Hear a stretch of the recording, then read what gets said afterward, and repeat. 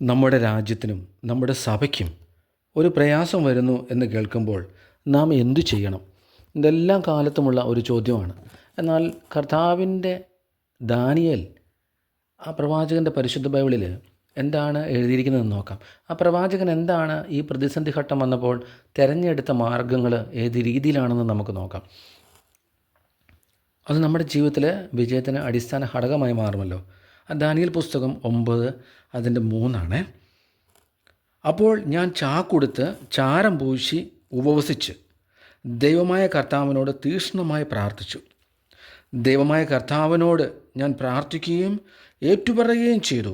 കർത്താവേ, അങ്ങയെ സ്നേഹിക്കുകയും അങ്ങയുടെ കൽപ്പനകൾ പാലിക്കുകയും ചെയ്യുന്നവരുമായി ഉടമ്പടി പാലിക്കുകയും അവരെ നിത്യമായി സ്നേഹിക്കുകയും ചെയ്യുന്ന ഉന്നതനും ഭീതിതനുമായ ദൈവമേ.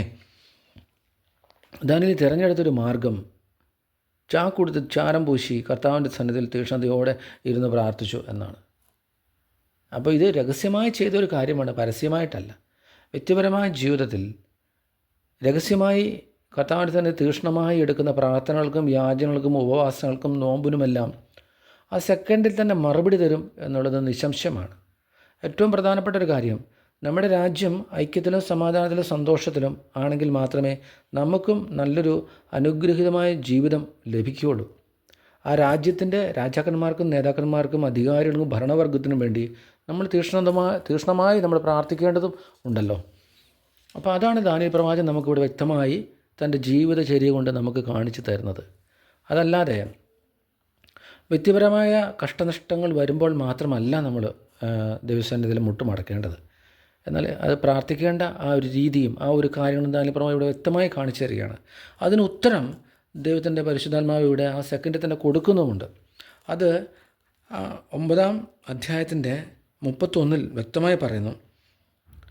അപ്പോൾ ആദ്യം ദർശനത്തിൽ ഞാൻ കണ്ട ഗബ്രിയേൽ സായാഹ്നബലിയുടെ സമയത്ത് എൻ്റെ അടുത്തേക്ക് പറന്നു വന്നു.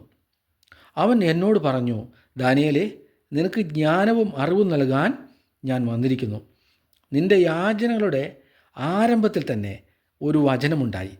അത് നിന്നെ അറിയിക്കാൻ ഞാൻ വന്നിരിക്കുന്നു. അവിടുന്ന് നിന്നെ അത്യധികം സ്നേഹിക്കുന്നു. ആ വചനം കേട്ട് ദർശനം ഗ്രഹിച്ചു കൊള്ളുക.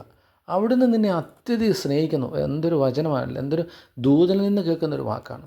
അപ്പോൾ തൻ്റെ പ്രവാചകൻ രാജ്യത്തിനും തനിക്കും തൻ്റെ ഇസ്രായേൽ ജനത്തിനും വേണ്ടിയും തനിക്കും വേണ്ടിയും ചെയ്ത ആ ഒരു ഉപവാസ രീതിയും പ്രാർത്ഥന രീതിയും നമ്മുടെ ജീവിതത്തിൽ സാധിക്കുമെങ്കിൽ നമുക്കും പകർത്തി നമുക്കും കർത്താവിൻ്റെ സന്നിധിയോട് ചേർന്നിരിക്കാം. ഒത്തിരി നന്ദി.